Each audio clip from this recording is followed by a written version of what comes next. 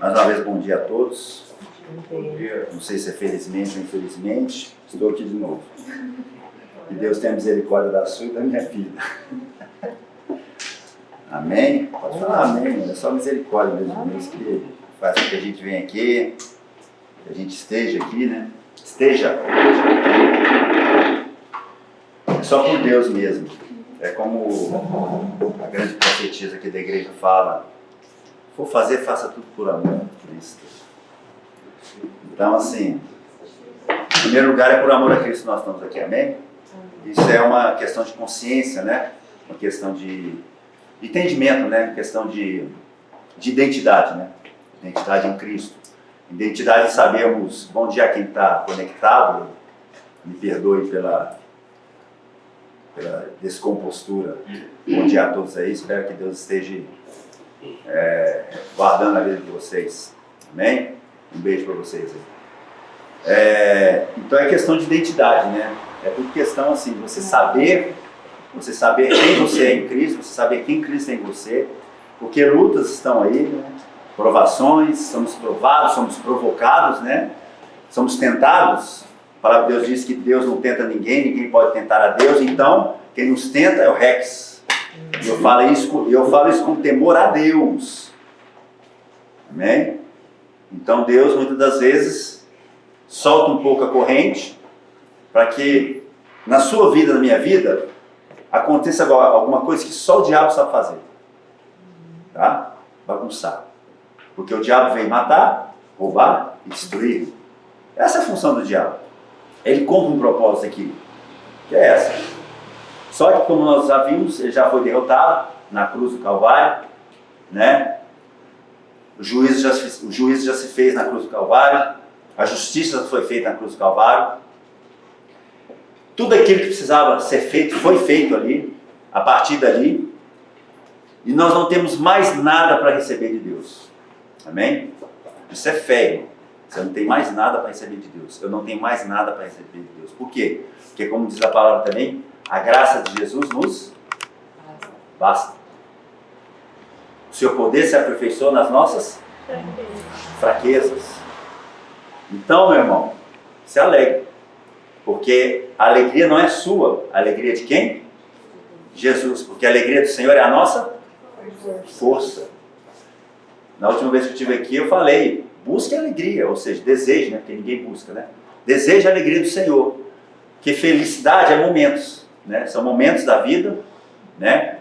Em que você tem, mas que passa pouco e de repente já vem e bucha de novo. Mas a alegria do Senhor, ela é eterna. A alegria do Senhor, ela renova as nossas forças. A alegria do Senhor, ela traz segurança, ela traz prumo à nossa vida. Ela traz senso de identidade, senso de onde eu estou firmado, que é a rocha. Amém?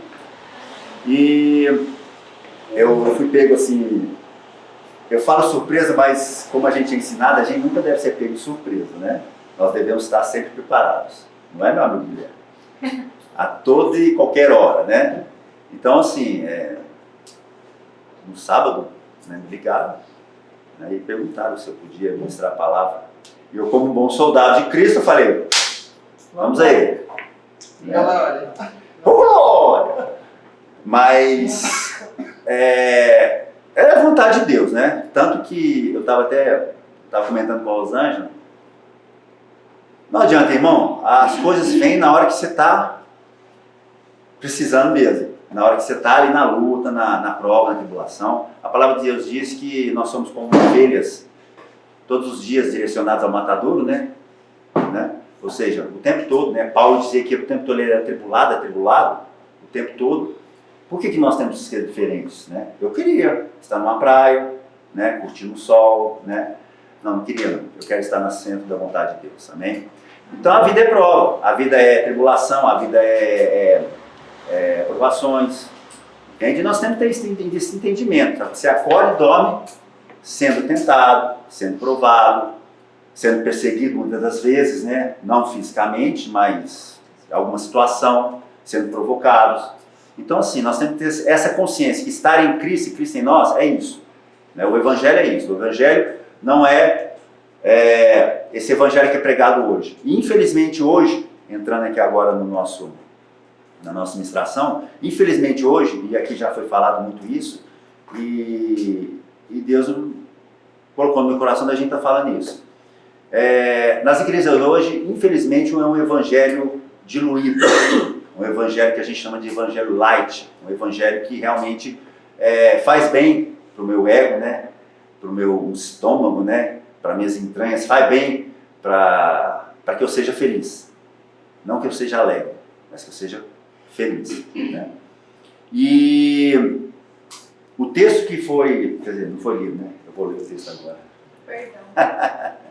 Oi, mas tá Eu perdoada. designei a pessoa, não chamei. A pessoa tá esperando. Oh, glória, porque ela não recebeu revelação.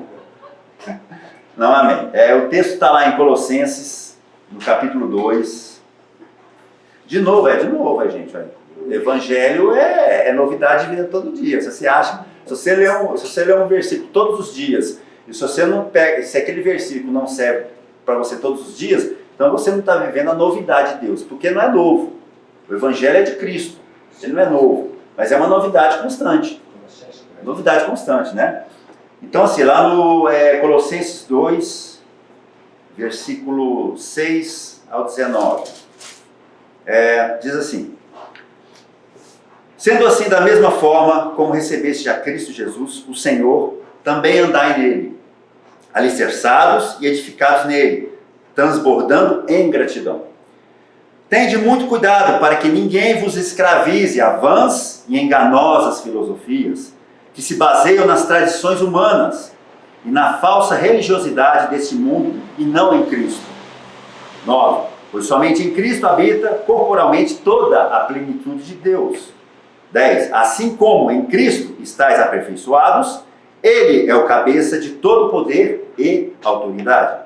Versículo 11. Nele também fostes circuncidados, não por intermédio de mãos humanas, mas com a circuncisão feita por Cristo, que é o despojar da carne pecaminosa. Isso aconteceu quando fostes sepultados com Ele, aonde? No batismo. E com Ele fostes o quê? Ressuscitados mediante o quê? A fé, no poder de Deus que o ressuscitou dentre os mortos.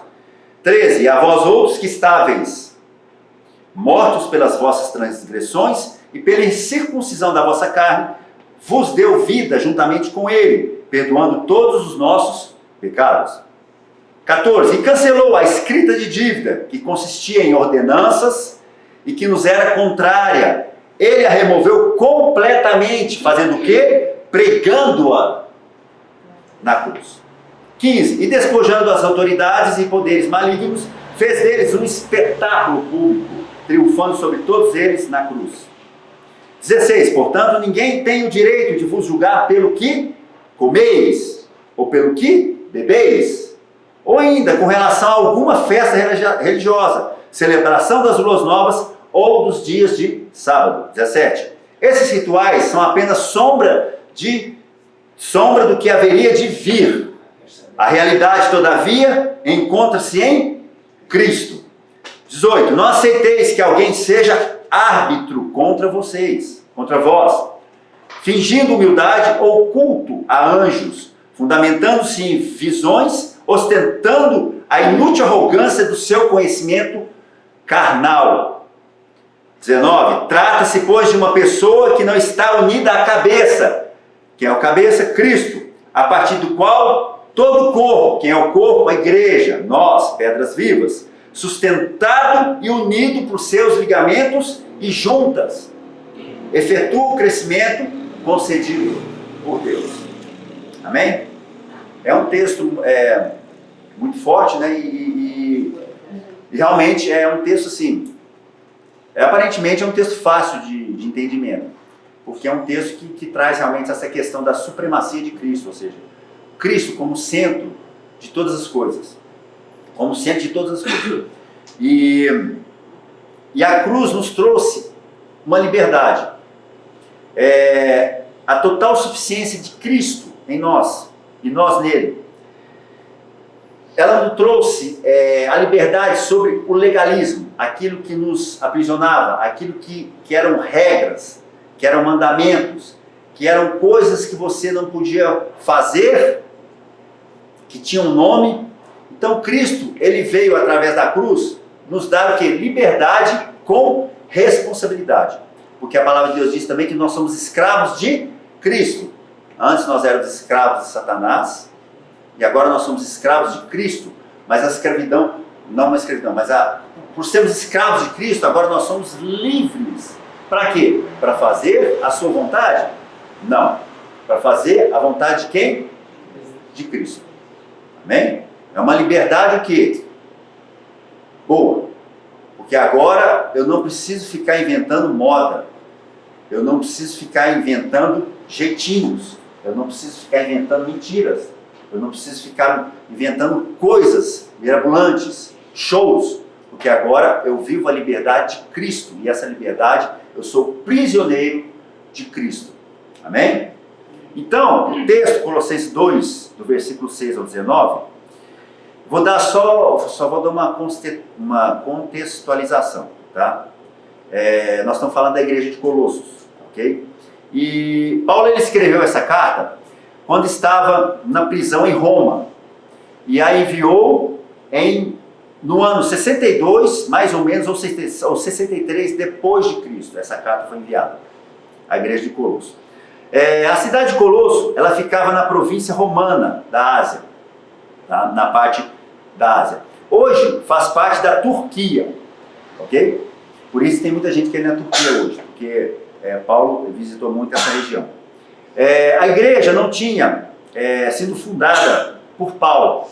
Essa igreja, provavelmente, ela não foi fundada por Paulo, tá? E provavelmente quando ele escreveu essa carta, parece que ele não tinha estado lá ainda, tá? Então como é que ele sabia disso? Provavelmente, né, Epáfras, que era um amigo de Paulo, tá? Ele era companheiro de Paulo, né, do Evangelho. Ele tinha sido o primeiro a anunciar as boas novas. Então, Epáfras, ele foi o primeiro que anunciou as boas novas ao Colosso, tá? A igreja de Colosso. Aí, a partir disso, né, na prisão, Paulo recebe as notícias, né, das falsas doutrinas que estavam sendo ensinadas na igreja. Ele escreve a carta para quê? Para combater essas falsas doutrinas e ensinamentos falsos, como, por exemplo, o gnosticismo, né? Nós já vimos esse estudo sobre o gnosticismo, Paulo falou. O gnosticismo, ele nega algumas coisas de Cristo, principalmente a divindade de Cristo. O gnóstico acha que aquilo que é carne é mal, não tem salvação. Então ele acha que ele acredita mais no plano espiritual. Ele não acredita que Jesus foi encarnado, tá? Ele não acredita que realmente a salvação se faz através de Cristo Jesus encarnado, que ele teve sido crucificado. Eles não acreditam na encarnação e não acreditam na ressurreição, tá? Só para a gente abrir um parênteses. Então essa igreja, ela estava sendo levada por qualquer vento de doutrinas humanas, tá? Então ela estava sendo corrompida por dentro, tá?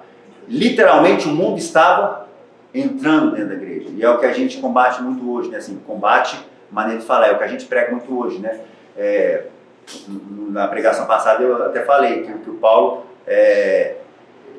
ele está assim tendo esse discernimento que a gente está tendo que pregar mais para as pessoas que estão dentro da igreja do que para as pessoas que estão no mundo, né? Sendo que Jesus falou que a gente tem que ir para o mundo, pregar o Evangelho, batizando em nome do Pai, do Filho e do Espírito Santo, né? Ou seja, e nós estamos tendo que retornar um pouco para as igrejas. Por quê? Porque está tendo muitas falsas doutrinas, muitas filosofias humanas. O humanismo está dentro das igrejas. Isso é visível, né?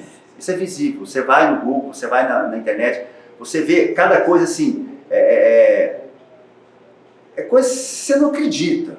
Você não acredita as coisas que estão sendo feitas dentro da igreja. Só que nós sabemos que isso não é a igreja de Cristo, porque a igreja de Cristo está tudo resolvido, está tudo certo. Tá? Ela é limpa, ela é purificada, ela é a noiva de Cristo. Tá? Mas infelizmente, essas doutrinas falsas, esses ensinamentos falsos estão aí nas igrejas. Tá? Ficar de olho no tempo aqui para não exceder. Então eu dei uma contextualização, tá, da igreja de Colosso, por que ela estava passando. Então nós vamos começar o trabalho aqui. No versículo 6, 7, 8, Cristo, ao qual cremos e recebemos, é o nosso alicerce verdadeiro.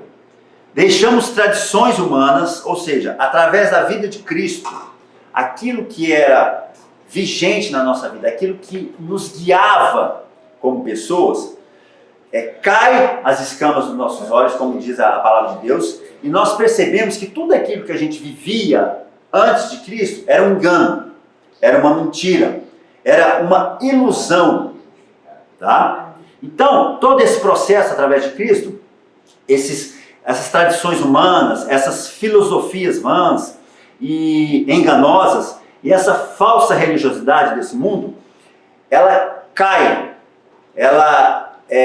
você abre os seus olhos e você vê que aquilo era uma mentira, tá? Quem quiser abrir, pode abrir, tá? Aí mesmo em Colossenses 2:20 fala o seguinte: considerando que morrestes com Cristo para as tradições humanas e a falsa religiosidade desse mundo, porque vos sujeitais ainda a tais ordenanças. Está fazendo uma pergunta, porque era o que a igreja estava passando. Por que vocês se sujeitam ainda a tais ordenanças como se pertencessem a esse sistema de valores? Ou seja, Paulo está questionando as pessoas de Colosso. Por que vocês estão voltando os velhos hábitos? Se Cristo é o nosso novo, se fez novo, as coisas se fizeram novas, nós somos nova criatura. Então por que vocês estão querendo o quê? Voltar ao passado? Aí me vem aquela passagem lá do Êxodo, né? Em que chegou um certo momento em que o povo queria o quê? Retornar no Egito, porque lá tinha cebola, carne, acho que carne também, né? Eu não lembro se carne. Melão. Melão. Tinha comidas. Tinha comidas que não tinha no deserto. Tá bom? Então assim, o pessoal quis o quê? Quis voltar. E voltar a comer essas coisas era voltar o quê? Para a escravidão. Então o que Paulo está puxando na memória das pessoas é o quê? Vocês querem o quê? Voltar para aquilo que vocês querem? Vocês querem o quê? Ter essa vida de engano, vida de filosofias que não trazem nada? Então, ou seja, Paulo ele estava advertindo a igreja de Colosso com relação a isso, né? Ele estava voltando, trazendo à memória das pessoas essa questão da supremacia de Cristo, que Cristo é suficiente em todas as coisas. Independente do que a igreja esteja passando naquele momento, independente do que estava passando, cada pessoa, né? Então, Gálatas 4, versículo 3 e 9. Gálatas 4, versículo 3. Quem achar, lê para mim, por favor. Gálatas 4, versículo 3 e 9, porque senão eu vou perder muito tempo. Alguém com a voz impostada, 3 e 9. Gálatas, capítulo 4, versículo 3 e 9. Assim também nós, quando éramos menores, estávamos escravizados aos princípios elementares do mundo. 9. Mas agora, conhecendo a Deus, ou melhor, sendo por Ele conhecidos, como é que estão voltando àqueles mesmos princípios elementares, fracos e sem poder? É uma pergunta também, ou seja, nós somos encontrados, nós somos achados por Deus. Então, se nós somos achados, se temos uma nova vida, ou seja, uma nova identidade, por que nós temos que ficar pensando, ficar lembrando daquilo que passou? As coisas velhas já passaram, eis que tudo se fez novo, nova criatura, nova criação. Então, a questão de Colosso era isso. Por que vocês estão voltando aos processos antigos? Por que vocês estão voltando às mentiras, às calúnias, à prostituição, a tudo aquilo que é lascívio, a tudo aquilo que não provém de Deus, que não está em Deus? Amém? Hebreus, essa eu vou ler, Hebreus 5, versículo 12. Hebreus 5, se quiser abrir também pode abrir. Hebreus 5, versículo 12. Apesar de que, a essa altura, já devesseis ser mestres, ainda estáis precisando de que alguém vos instrua, mais uma vez, quanto aos princípios elementares da palavra de Deus. Voltaste a necessitar de leite, quando já devias estar recebendo alimento sólido. É lógico que é um processo a nossa vida. Quando a gente é recém-convertido, a gente recebe o leite. Uma alusão ao leite materno, isso é óbvio. Mas à medida que a gente vai crescendo, isso é deixado para trás. Ou seja, algumas doutrinas elementares é deixado para trás, algumas coisas elementares é deixado para trás. Não a cruz de Cristo, como muitos acham que é passado. A cruz de Cristo é a base, é o centro, é o Evangelho, Cristo crucificado e ressurreto. Porque quando eu falo Cristo crucificado, não tem como ele não ser ressurreto. E quando eu falo de ressurreição, eu falo de Cristo crucificado. Então é um pacote só, quando nós falamos de Cristo crucificado. Ele é ressurreto também. Então, não tem como você querer voltar a determinados elementos que já foram revelados, já foram discernidos. No caso aqui, eles estavam querendo trazer tudo aquilo que é entulho, que é sujeira, do que eles eram, que teoricamente eram, né? A gente crê que eles eram convertidos, trazer para dentro da igreja e misturar com o cristianismo. Então o evangelho, não o evangelho de Cristo, mas esse evangelho começou a ser diluído, ele começou a ser aqui, humanizado, tá? Então, a pessoa para receber, a pessoa para ser salva, ela tinha que combinar fé em Cristo com certos conhecimentos ocultos e com uma série de regras da tradição judaica, como circuncisão, como restrição à ingestão de certos alimentos e bebidas, observância de rituais, celebrações religiosas e dias especiais. Então o que Paulo está querendo dizer aqui da igreja de Colosso é que eles, além de aceitar, para serem salvos, vamos dizer assim, eles aceitavam a Cristo e aceitavam também, principalmente, as coisas judaicas, que era o que vigorava na época, a religião judaica. Então, ou seja, para você ser salvo, você tinha que não somente aceitar Cristo, mas você tinha que o quê? Fazer parte das ordenanças, das festas religiosas, de todo aquele processo que o judaísmo ele tinha, tá? Como religião. Então, era uma falsa conversão, uma falsa identidade em Cristo.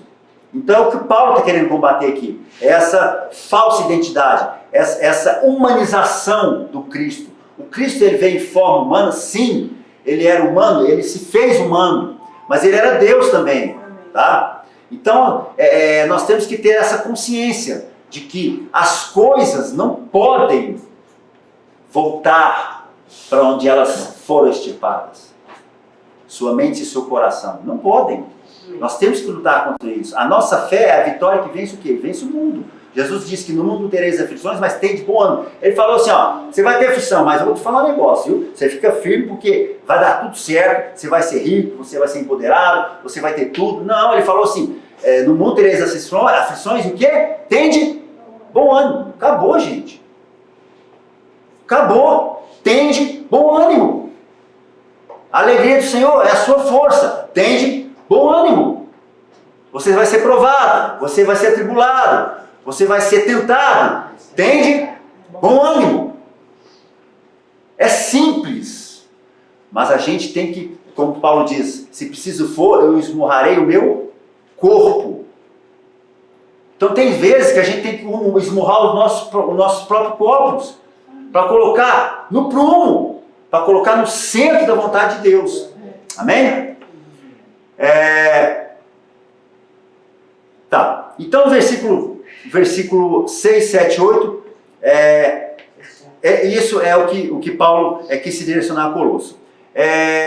No versículo 9 e 10, Cristo, que é a plenitude de Deus corporalmente, porque como eu disse, um dos ensinamentos que estava tendo naquela época era o gnosticismo. E o gnosticismo não aceitava que Cristo veio no corpo, que ele encarnou. Tá? Na qual Cristo, a plenitude de Deus, ele é o cabeça de todo poder e autoridade. Portanto, Cristo não foi criado por Deus, tá? Como um anjo de luz. Porque os gnósticos acreditavam mais nos anjos do que em Jesus. Eles acreditavam nos anjos, porque os anjos são invisíveis, ou seja, são espirituais, né? Então eles acreditavam mais nos anjos do que acreditavam na pessoa de Cristo encarnado, tá? Então, Cristo, ele é Deus. E os gnósticos não acreditavam que Cristo é Deus, porque eles achavam um absurdo. Eles achavam isso uma coisa assim, que não tinha como, tá? Lá em Colossenses 1:18, fala o seguinte.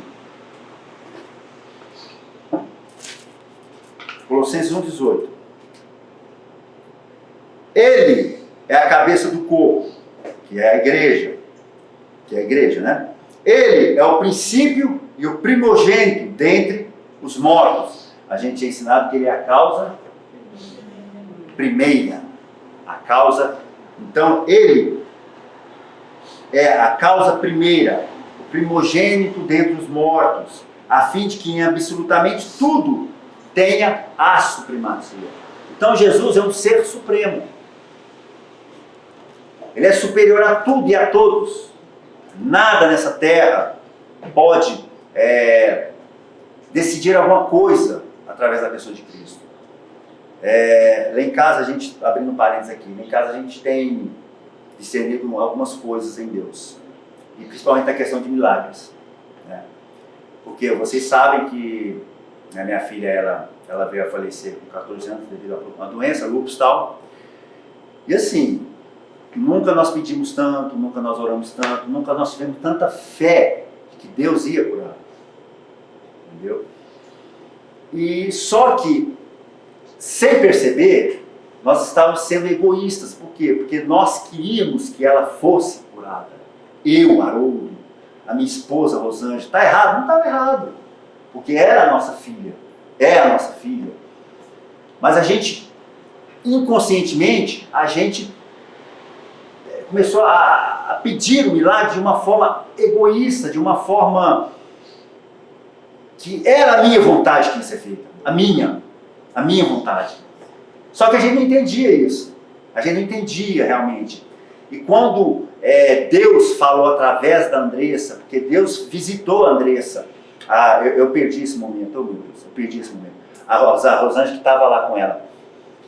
Deus visitou ela, a Andressa, e falou da boca da Andressa como se ele estivesse falando para a mãe dela. Ó, está acabando. A Andressa falando isso, está acabando. Só mais um pouco. Só mais um pouquinho de tempo. E vai estar tudo terminado. Só que a Rosângela e eu, depois que ela me contou, nós achamos que era a cura física dela. Era a cura física dela. Não era a cura física. Era a alma, era o espírito dela. Deus estava o quê? Terminando o processo dela, o processo de santificação dela, o processo de entendimento, de identidade nela. E nós voamos nessa. Nós não percebemos. Então, e hoje a gente percebe, apesar da gente ficar muito triste, a gente pensar, nossa, se ela estivesse aqui, essas coisas que a gente fica pensando, né? Principalmente quando é pai e mãe. Mas a vontade de Deus foi feita. Ah, mas foi feita por... Não interessa se foi feito por isso, por aquilo, por aquilo. A vontade dele é suprema. É difícil eu falar isso. A vontade dele é suprema. A vontade dele é superior. E deve ser difícil para aqueles que são pais receber uma palavra dessa. Por quê? Porque é filho, é filha, né? Então assim, hoje nós entendemos que era a vontade de Deus. Porque a palavra de Deus diz que a vontade de Deus é perfeita, é boa, perfeita e agradável. Então é um processo de santificação, um processo de amadurecimento para você ter o quê? Essa consciência. Mas Deus não apaga, porque nós lembramos dela. Tem dias que eu choro, tem dias que... Hoje eu estou muito mais forte, a Rosângela também, mas tem dias que a gente fica assim, angustiado, a gente fica realmente pensando como seria, pensando se, pensando ser, pensando... Ou seja, aqueles momentos que você tem com Deus, sabe, ali no secreto, né? Então assim, mas a vontade de Deus foi manifesta. Amém? E hoje nós temos esse entendimento. Voltando. Então, Cristo não foi criado, né, por Deus. Portanto, Cristo não foi criado, porque ele é o próprio Criador, né? Então, em Colossenses 1,18, João 14,6. Alguém lê para mim, por favor. João 14,6.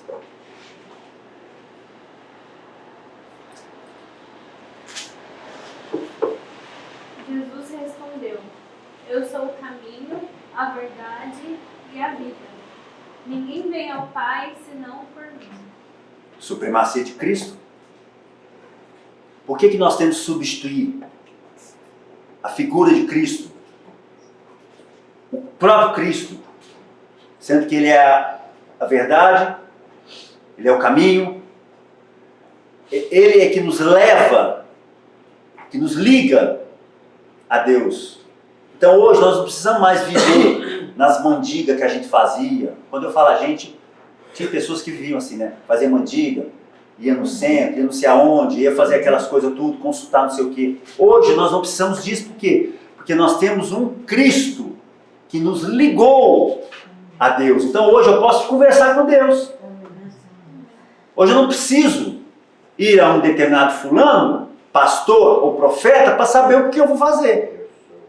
Eu posso não consultar, eu posso me instruir com determinados assuntos, com irmãos, com os presbíteros, né, com aqueles que direcionam a igreja. Mas eu tenho agora a liberdade de quê? Não de escolha, mas a liberdade de saber o que é certo e o que é errado. Porque nós não temos escolha. Se você crê que Cristo é o Senhor da sua vida, que Cristo é supremo na sua vida e que Cristo direciona a sua vida, eu não tenho escolha mais. É Cristo quem faz as opções na minha vida, né? Então é isso que estava acontecendo na igreja de Colosso. As pessoas estavam o quê? Com uma ideia de Cristo e com uma ideia filosófica de Cristo, uma ideia humana de Cristo, tá? Isso é muito perigoso, porque hoje a gente vê isso muito. Hoje não é diferente, né? Interessante, né? Só que hoje o nível de informação é maior, né? Hoje você vai lá dar um Google lá, pronto. Você vê aquelas bizarrices, né? Tudo quanto é ministério. Antigamente não. Antigamente não tinha como, né? Então assim, era por meio de cartas e por meio de informações. E por meio de visitação física, né, no caso, né? Então, o versículo 9 e 10 trata da plenitude de Deus. Ou seja, Ele é o Filho de Deus. Ele é o Cristo encarnado. No versículos 11 e 12, fomos circuncidados por Cristo. Então, tinha essa questão da circuncisão também, né? Eles queriam dizer que aqueles que aceitavam a Cristo tinham que o quê? Que fazer a circuncisão. Isso é da lei, isso é anterior, isso é no Velho Testamento. Essa questão de circuncisão é uma figura, né? É uma figura daquilo que é a circuncisão real. Qual que é a circuncisão real? É aquela onde a natureza pecaminosa é extirpada de você. É extirpada, ou seja, quando Deus revela a você, quando você crê e recebe a Deus, instantaneamente a natureza pecaminosa é o quê? Extirpada. Então, nós não somos mais pecadores. Nós erramos, nós pecamos, mas agora não somos mais pecadores. Por quê? Porque a natureza pecaminosa ela foi extirpada através do sacrifício de Cristo na cruz do Calvário. Senão não teria sentido. Eu fico pensando assim, é uma questão de lógica. Se eu continuo pecador, como Cristo vai me estar no meio do pecado? É uma questão, é porque a gente vivia muito na cegueira, né? Às vezes a gente não quer pensar, não quer meditar, não quer discernir em Deus, né? Não quer receber revelação e fica naquela mesmice, porque está tudo certo, né? Ah, eu estou pecando, mas como a gente é pecador, né? Mas Cristo está em mim, Cristo está, né? Não, isso é incoerente, né? Isso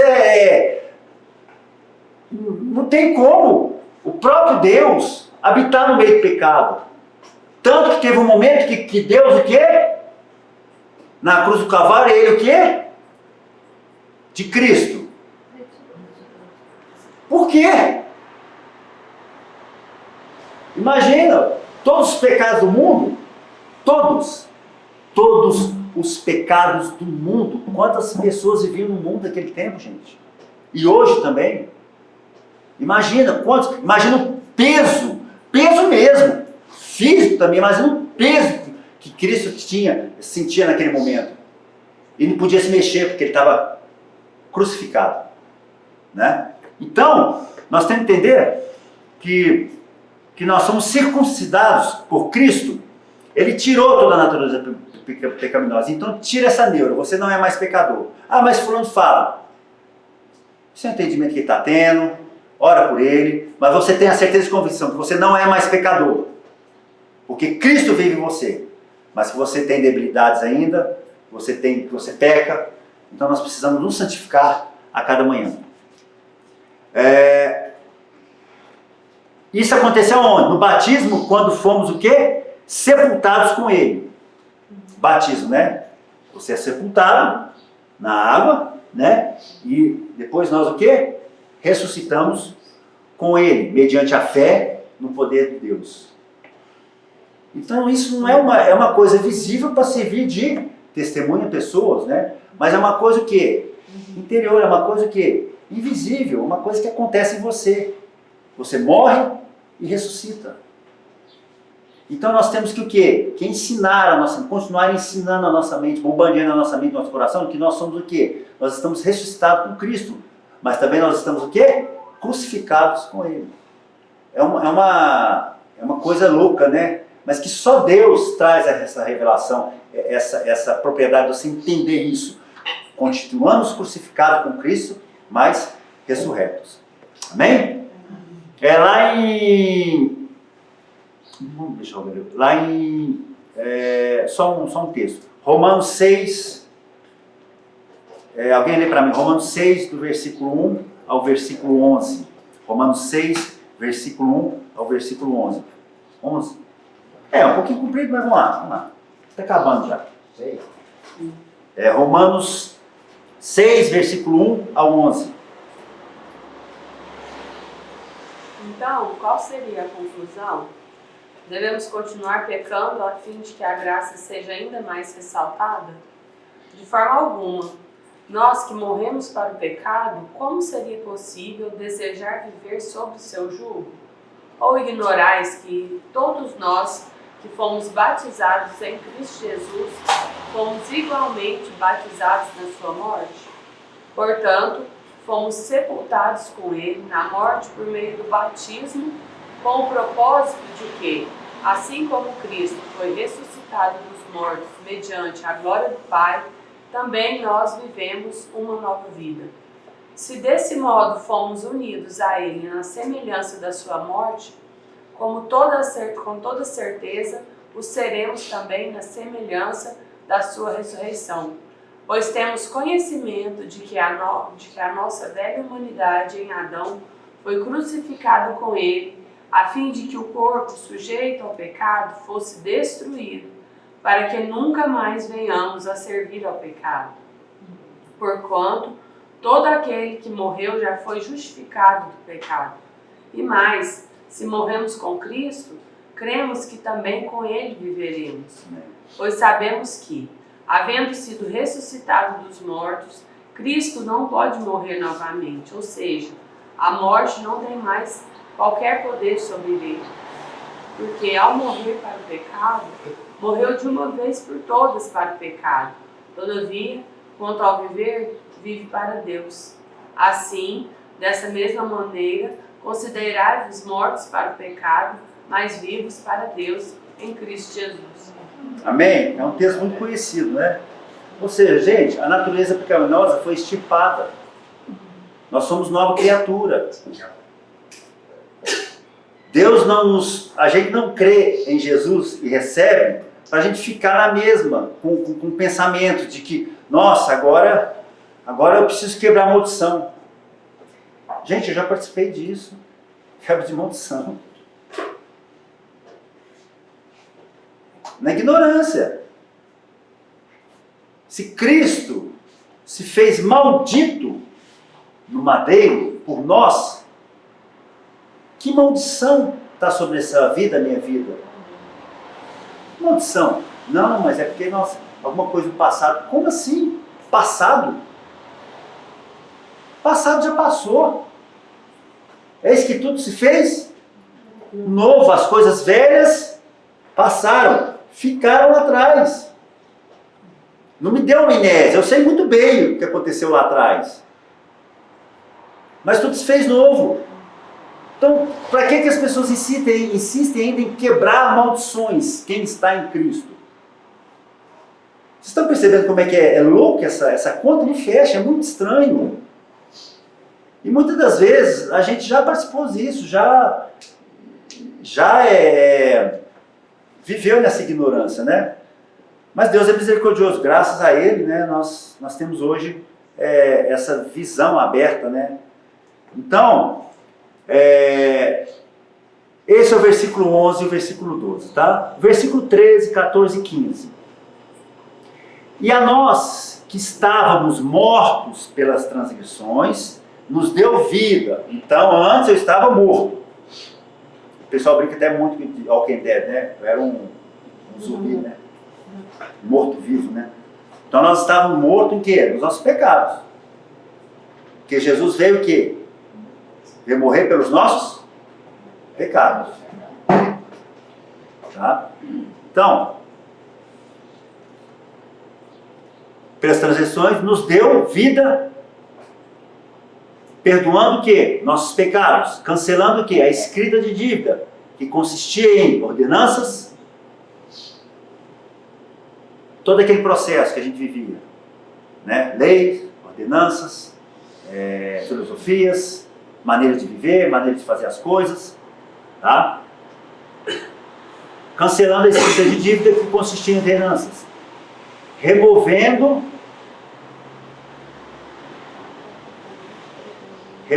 o mal, removendo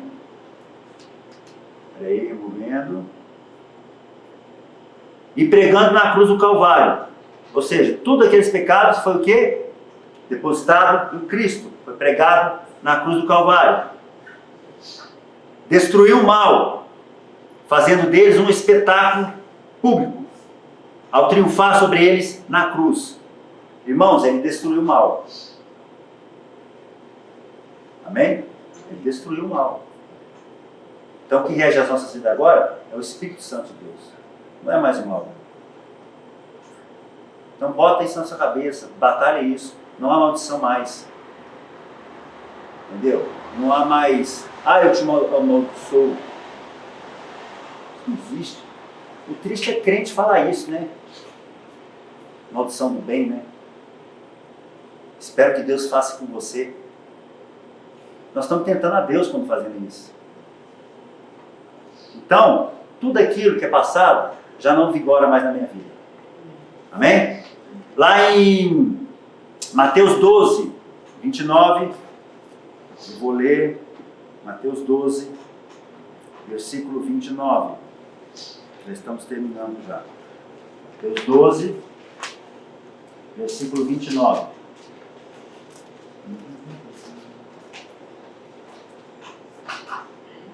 Ou ainda, como pode alguém entrar na casa do homem forte, roubar-lhe todos os bens sem primeiro amarrá-lo? Só depois disso será possível saquear a sua casa.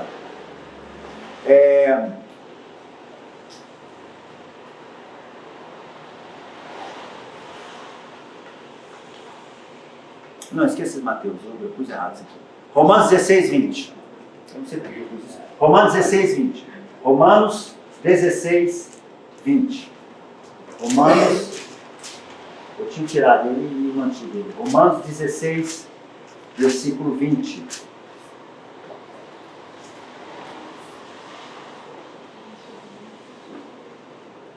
Aqui, ó, o que Paulo diz: e sem demora o Deus da paz esmagará Satanás debaixo dos vossos pés. A graça do nosso Senhor Jesus seja convosco. Ou seja, Satanás já está vencido. Porque o próprio Cristo já venceu Satanás. Tá? E para finalizar, 2 Coríntios 2, 14. Alguém lê para mim. 2 Coríntios 2, 14.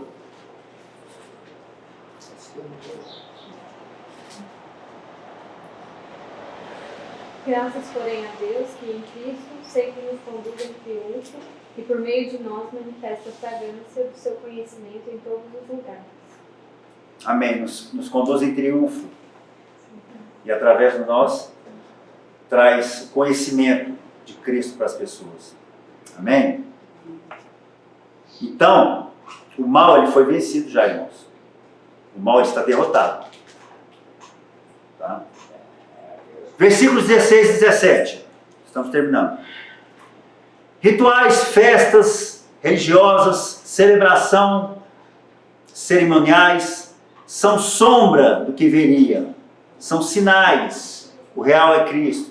Lembra que nós falamos que tudo aquilo que acontecia no Velho Testamento é para ensinar, para a gente não fazer as coisas erradas, mas também tudo aquilo que significava, tudo aquilo que era feito de sacrifícios, de ordenança, tudo apontava para Cristo.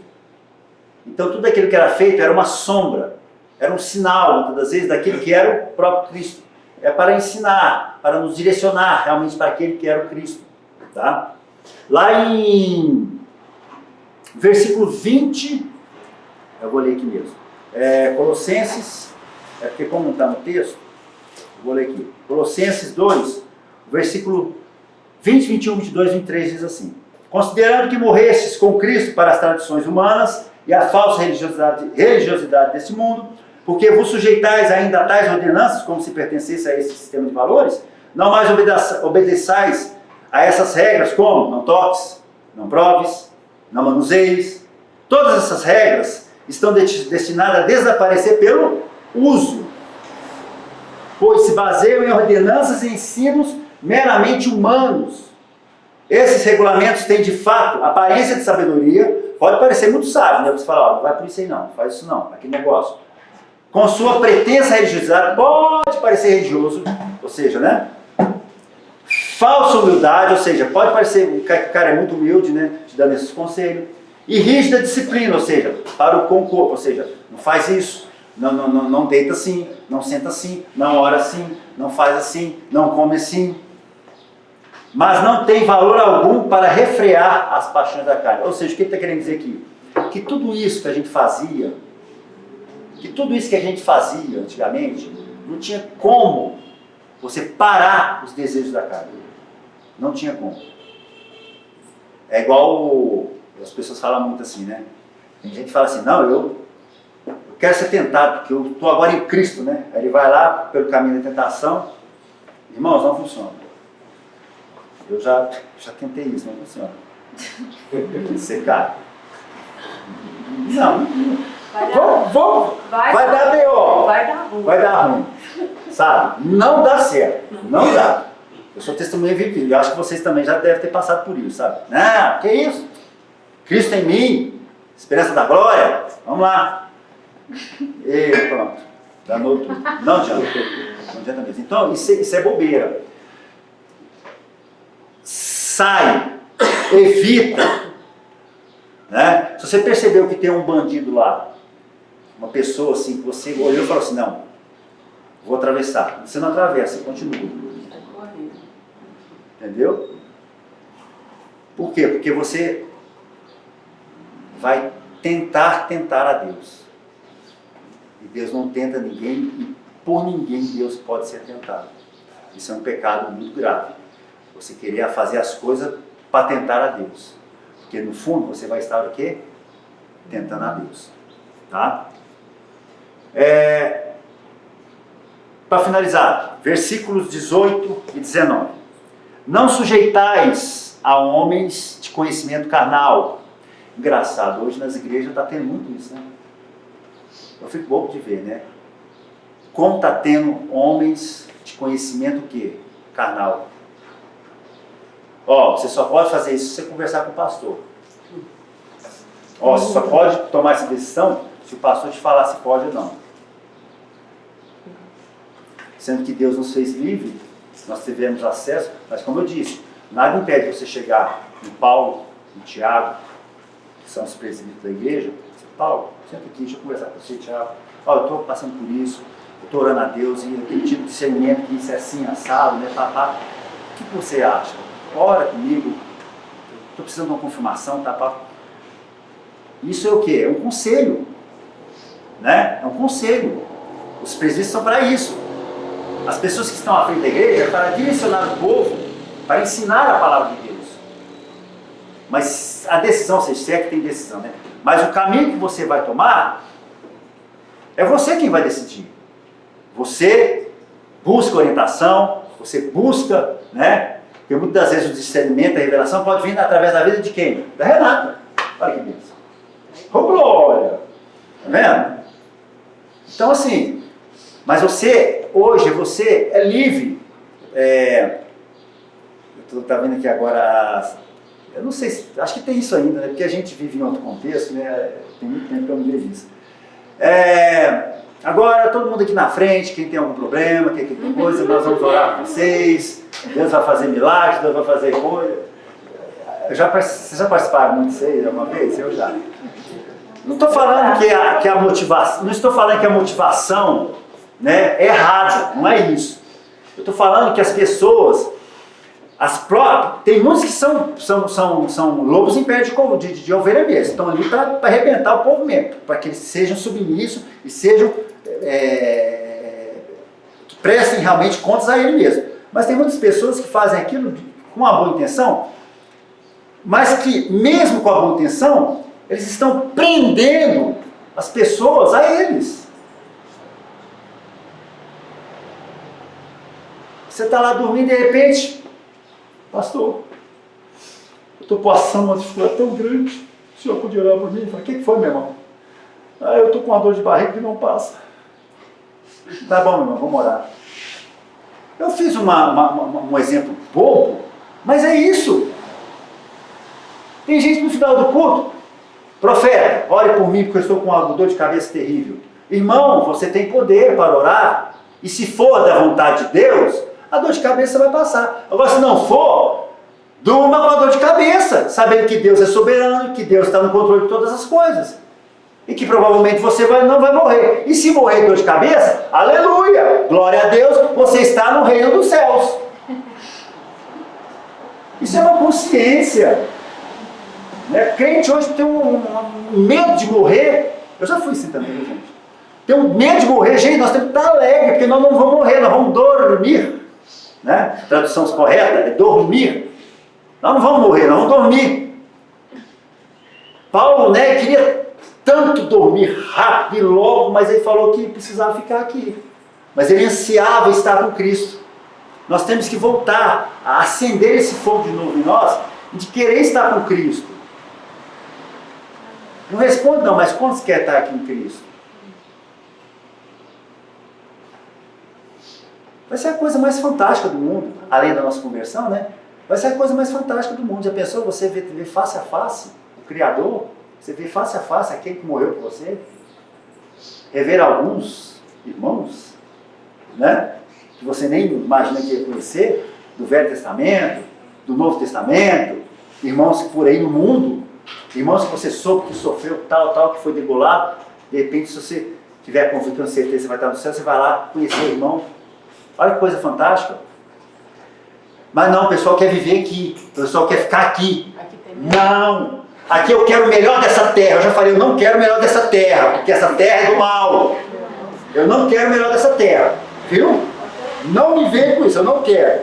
Eu quero o melhor de Cristo para mim. E muitas vezes o melhor de Cristo é o quê? Prova, tribulação. Porque é uma consciência, é um entendimento de que é leve e momentâneo. Aí você, como parafraseando um amigo nosso, né? Você dorme com um barulho desse. É ele mesmo. Você dorme com um barulho desse. Tá vendo como é que ser cristão é fácil? O tempo todo você tem que estar lembrando a sua alma, sua mente, seu coração, o seu corpo. Muitas vezes tem que falar, quieta, para. Literalmente. Para de pensar. Sim. Então, não sujeitais a homens de conhecimento carnal.